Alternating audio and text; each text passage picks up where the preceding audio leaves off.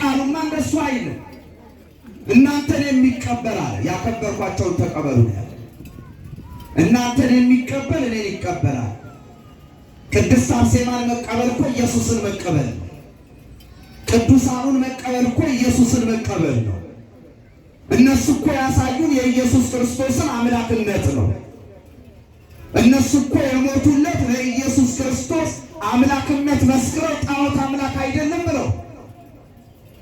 እንዲህ አይነት ድንቅ ቃል ኪዳን፣ እንዲህ አይነት ድንቅ መታሰቢያ ለቅድስት አርሴማ ሲሰጥ እኮ ዲዮቅልጥያኖስም ሲያሳድዳት፣ ድርጣድስም ሲገላት፣ ቅድስት አርሴማ እኮ ጣዖትን የተቃወመች ሌላ ነገር አልተቃወመች።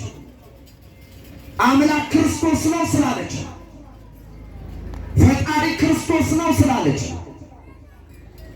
ይህንን ስለመሰከረች ስለ ኢየሱስ ክርስቶስ ምስክር ስለሆነች እኮ ነው ዓለም እኔን ስለጠላኝ እናንተን ይጠላል፣ ዓለም እኔን እንደገደለ እናንተን ይገላል ብሎ ክርስቶስ ያስተማረውን እውነት ተሸክማ ስለ ክርስቶስ ተቃወመች። ጣዖት ተቃወመች፣ ባዕድ አምልኮት ተቃወመች። ይህን ስለተቃወመች ነው ቅድስት አርሴማ ይህ ሁሉ መከራ ይቀጠላት። ለዚህ ነው ክርስቶስ እናንተን የሚቀበል እኔን ይቀበላል፣ እኔን የሚቀበል የላከኝን ይቀበላል። ነቢይን በነቢይ ስም የሚቀበል የነቢይ ዋጋ ያገኛል። ጻድቅን በጻድቅ ስም የሚቀበል የጻድቅ ዋጋ ያገኛል። ሰማዕታትን በሰማዕታትነት ስም የሚቀበል የሰማዕትነት ዋጋ ያገኛል። እውነት እላችኋለሁ ዋጋው አይጠፋም ማለት።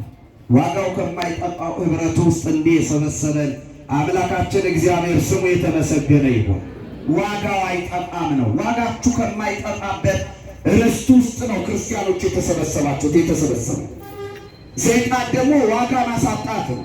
ያኔም አባታችን አዳም እናታችን ሔዋንን ዋጋ ያሳጣ ሰይጣን፣ ገነትን የሚያክል ቦታ እግዚአብሔርን የሚያክል ጌታ ያሳጣ ሰይጣን ዛሬም በቅዱሳኑ የምናገኘው በቃል ኪዳናቸው የምናገኘው ዋጋ ለማሳጣት በአንድም በሌላ መጽሐፍ ቅዱስ በራስ ሐሳብ እየተረጎሙ ብዙ ኦርቶዶክሳውያንን ሲያታልሉ ከእውነት ሲያወጡ እናያለን። እንዳትወጡ ዋጋው ከማይጠፋበት ኅብረት ነው ያላችሁ። ዋጋ እንዳያሳጧችሁ። ዋጋ ልጅነት ነው። ዋጋ ክብር ነው። ዋጋ የዘላለም ሕይወት ነው። ዋጋ ለክርስቶስ መኖር ነው። ክርስቲያኖች ይህን ዋጋ ማሳጣት ነው ሰይጣን የሚፈልገው። ለእርሱ የመጣው ካባ ስሙን ነው። ኢየሱስ በሚለው ስም ካባ ነው አሁን ሰይጣን ኦርቶዶክሳውያንን እያደነጋገረ ያለ። የዚህ ዘመን ሰማዕትነት እንደ ቅድስት አርሴማ መታረድ፣ መከተፍ፣ መሰደድ አይደለም፣ በሃይማኖት መስራት። የዚህ ዘመን ሰማዕትነት ያለንን እውነት አውቀን በተሰጠን እውነት ላይ በሕይወት መኖር ነው። ክርስቲያኖች የዚህ ዘመን ሰማዕትነት ከዚህ የበለጠ ሰማዕትነት ይሄ ከዚህም ከፍ እንድንል አይሰጠን። በሃይማኖታችን መቆም፣ በሃይማኖት መኖር። ቅድስት አርሴማ በስሟ ቤተ ክርስቲያን ታነጸ። በስምሽ አላት መቅደስሽን ያነጸ፣ ስዕልሽን ያሳለ፣ አልፎም ደግሞ አለ ልጁን እንኳን በስምሽ የጠራው ከአጋንንት እስራት እፈታዋለሁ። ስምሽ በተጠራበት ስፍራ አጋንንት አይቆሙ። ስለ አንቺ ቃል ኪዳን ክብር እንዳስከበርሽኝ እኔም በአደባባይ አስከብርሻለሁ። ስምሽ በሚጠራበት ስፍራ ላይ ስለ ስምሽ አጋንንት፣ ስለ ኪዳንሽ አጋንንት እንዲቃጠሉ አደርጋለሁ። በአጋንንት እስራት በሥጋ ደዌ የተያዙ የታመሙትን ያንቺን ስም ጠርተው መጥተው ጠበልሽን ቢጸበሉ መጥተው አምላከ አርሴማ ብለው ቢማጸኑ እምርልሻለሁ አለ። ስለ ቅድስት አርሴማ ብሎ እኛንም ይማረን። ስለ ቅድስት አርሴማ ብሎ ሀገራችንን ይማርልን። ስለ ቅድስት አርሴማ ብሎ የታመሙትን ይማርልን። ስለዚህ ነው በእሷ ስም ቤተ መቅደስ ማነጽ የተጀመረበት ዕለትና ቀን ነው። እንግዲህ ምዕመናን ይህም በዓል ስናከብር ቅድስት አርሴማን የመረጠ እግዚአብሔር ነው። ቅድስት አርሴማን ያከበረ እግዚአብሔር ነው። ብናከብራት እንከብራለን፣ ብናቃልላት እንቃለላለን። ጥቅሙ የኛ ብቻ ነው። ቅዱስ ጳውሎስ አስቀድሞ ወሰነ ነው ያለው።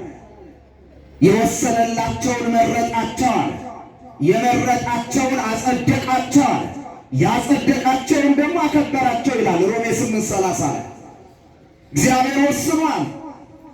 ገና ከእናት ማኅፀን ሳለች ለሰማዕትነት መርጧታል። የመረጣትን አርሴማን ቅድስት አርሴማን አጸደቃት። ያጸደቃትን ቅድስት አርሴማ በሰውና በእሱ ፊት ምስክር ሆና ስለቆመች አከበራት። እግዚአብሔር ያከበረውን ማን ያዋርደዋል? እግዚአብሔር ያቆመውን ማን ይጥለዋል? እግዚአብሔር ያጸደቀውን ማን ያረክሰዋል? ቅዱስ ጳውሎስ ነው ያለው፣ እኛ እኮ ለመክበር ነው የተሰበሰብነው።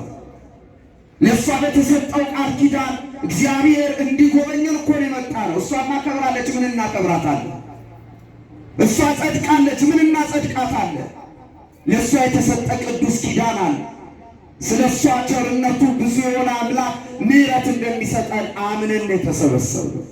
የሰበሰበን እግዚአብሔር ስለ ቅድስት አርሴማ ብሎ እኛን የሚባርከን፣ ስለ ቅድስት አርሴማ ብሎ የታመሙትን ይፈውስልን፣ ስለ ቅድስት አርሴማ ብሎ ሀገራችን ኢትዮጵያ ከገጠማት የእርስ በርስ ጦርነት ገዳዩ እኛ ተገዳዩ እኛ ነንና ጣልቃ ገብቶ አምላካችን ሰላም ይስጥልን።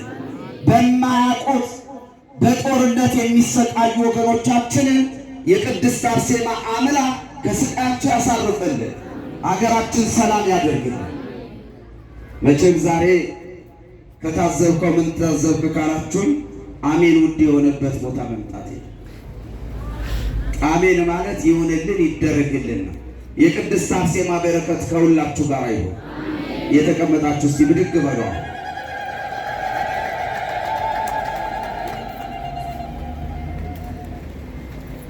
ብድግ በሉ። በቅድስት አርሴማ ፊት ቁም። ቀን ስለተሰጠን አይደል የቆምነው? እድሜ ስለተጨመረልን አይደል የቆምነው? ባንኖር እኮ የለንም፣ መቃብር ውስጥ የዛሬ ወር የነበሩ ዛሬ የሌሉ አሉ። ዛሬ አለን ደግሞ የዛሬ ወር ላንኖር እንችላለን። እሱ እድሜ ለንስሐ ይጨምርልን። በሉ ቅረቡ፣ አሁን ቅረቡ። ቅድም ለትምህርቱ ብዬ ነው ታቦቱን ጭር ስላደረጋቸው። በቅድስት አርሴማ ስም ቅረቡ። አሁን ግዴታ ስለሆነ ይሄ የሚቀጥለው የልደቷ ባህር ሳይደርስ እኛ ቀደም ብለን ከወዲሁ መተን ኢንተርቪው የሚደረጉትን የሚሰራውን የቦታውን ይዞታ ያለችበትን ሁኔታ ለዓለም የሚያስተዋውቁ የቲክቶክ ባለሙያዎችን የሶሻል ሚዲያ ለበጎ የሚያውሉትን ለእምነት ጉዳይ ለበጎ የሚያውሉትን ነው። አሁን ቀይ መስመር እያለፉ ያሉ የሶሻል ሚዲያዎች አሉ። ምዕመናን ልታወግዙ ላትቀበሏቸው ብሎክ ልታረጓቸው የሚገቡ አባቶቻቸውን ፎቶ ቁጭ እያደረጉ ጳጳሳትን የሚያዋርዱ ጳጳስ ወለደ ጳጳስ ዘረፈ የሚሉ እኛ ምን አገባ? ቢዘርፍ እግዚአብሔር ይጠይቀው። አሰረ ክህነትን የሚቃወም ካህናትን መስደብ እኮ ቤተክርስቲያን መስደብ ነው። ምን አይነት መቆርቆር ይባላል? የትኛዋን ቤተክርስቲያን ነው የሚወዷት? ካህን አዋርዶ ያለ ካህን እኮ ቤተክርስቲያን ባዶ ናት። ካህን ስላለ ነው ታቦቱ ወጥቶ የሚባርከን። ካህን ስላለ ነው ስጋው ደግሞ የምንቀበለው። ካህን ስላለ ነው፣ አገልጋይ ስላለ ነው፣ ጳጳሳት ስላሉ ነው ካህናት እየተሾሙ አገልግሎት የሚሰጡት። ዛሬ የጠሉትን ሰይጣን የወደዱትን መልአክ ማድረግ ግብራቸው ያደረጉ የሶሻል ሚዲያዎች ይህን ልትቃወሙ ይገባል። ምዕመናን እየሰደቡ ያሉት የኦርቶዶክስ ቤተክርስቲያንን ከመናፍቃን በከፋ መልክ የተሰማሩ ናቸው። እነዚህ አባቶችን በመስደብ የሚገኝ የቤተ ክርስቲያን ክብር የለም። ቤተ ክርስቲያን ክብሯ ናቸው አባቶች። ይህ ክህነት እኮ የኢየሱስ ክርስቶስ ክህነት እንደ ቀበሌ ምርጫ እንደ መንግስት ስርዓት በኮሮጆ የተመረጠ ጳጳስና ቄስ የለም። ቄስን ቄስ አድርጎ የሚሾም የሚቀባ የሚመርጥ አገልጋይ አድርጎ የሚመርጥ እግዚአብሔር ብቻ ነው። እግዚአብሔር የመረጠው እንዴት ነው እጃችንን የምንዘረጋበት? እንዴት ይሰደባል? ቢያጠፋ ይጠይቀው።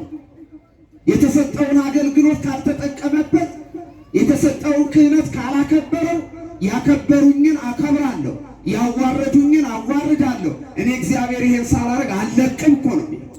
ደግሞም አይተናል። ታቦቱን ያከበረው ሳሙኤል ከብሯል። ታቦቱን ያቃለሉት ዲያቆናት ደግሞ እግዚአብሔርን ስለናቁ ተንቀው ተዋርደዋል። እኛም ክህነታችንን ካከበርነው ያከብረናል፣ ካላከበርነው ደግሞ ያዋርደናል። ምንም የሰው ማዋረድ የሰው ስድብ አያስፈልግም። ስለ ጳጳሳት ፎቶ ለጥፎ የሚሳደቡ፣ ስለ ካህናት፣ ስለ ደብረ አለቆች፣ ስለ ቤተ ክህነት፣ ስለ ጠቅላይ ቤተ ክህነት ሰራተኞች እኔ ጠበቃቸው ሆኜ አይደለም። አጀንዳው ከዚህ ጀርባ ያለው ቤተ ክርስቲያንን መምታት ነው። አጀንዳው የምዕመናንን ልብ አባቶቻችሁን ካህናቱን የሚባርኳችሁን በጥርጥር አይል እያያችሁ እምነታዊ ምልከታችሁ እንዲጠፋ ነው። አንድ እውነት ነግሬያችሁ ጠቀልላለሁ። ቤተ ክርስቲያን የመሰረታት ማን ነው? አቤት! ካህንን ካህን አድርጎ የሾመ ማን ነው? ልብ በሉ። ካህን ወይ ቄስ ሰክሮ፣ መነኩሴ ተሳስቶ፣ ሰባኪ ክዶ፣ ጳጳስ ተሰናክሎ ልታዩት ይችላላችሁ፣ ልታዩት ይችላላችሁ። ካህን ተሳሳተ ወይም ቄስ ሰከረ ማለት ግን ኦርቶዶክስ ሰከረ ማለት አይደለም። እውነቱ ውሸት፣ እውነቱ ውሸት። ለዚህ የሚያሳየን ማመሰላችሁ ጌታችን ያስተማረበት ትምህርት ቤት የሐዋርያት ትምህርት ቤት ነው። 12 ሐዋርያት ናቸው። 12ቱ ሐዋርያት በሚማሩበት ትምህርት ቤት ውስጥ አንደኛው ሌባ ሆነ። እሱ ያስቆሮቱ ይሁዳ ከሐዋርያት መካከል ተሳሳተ። ይሁዳ ተሳሳተ ማለት እኮ የሐዋርያት ትምህርት ቤት ተሳሳተ ማለት አይደለም። ይሁዳ ተሳሳተ ማለት እኮ ሐዋርያት ተሳሳቱ ማለት አይደለም። አንድ መነኩሴ ቆብ አድርጎ መቼም ዛሬ ገዳምም ሄዶ መመርኮስ እየቆመ ስለሆነ ቆቡም መስቀሉም መርካቶ ስላለ እውነተኛዎቹ ያሉት ገዳምና እውነተኞቹ ያሉት ቤተክርስቲያን ውስጥ ናቸው። በየሚዲያው እየወጡ ቤተክርስቲያን ያላዘዘች ያልፈቀደችውን ይናገራሉ። እናንተ ምዕመናን አትሰናከሉ። አጀንዳችሁ ክርስቶስና ቤተክርስቲያን አለ። አጀንዳችሁ የጸኑትን አድርጉ። በሃይማኖታችሁ በርቱ። አሁን በጥቅስ የተሸነፈ መናፍቅ በእጃዙ ካህናትንና ምዕመናንን፣ ጳጳሳትንና ምዕመናንን የመለየት አጀንዳ ጽሑፍ እየተለቀቀ ይህን ተቃውሙ። እናንተ ናችሁ የምትቃወሙት። ለእናንተ ነው ግብዣ የተሰጠ።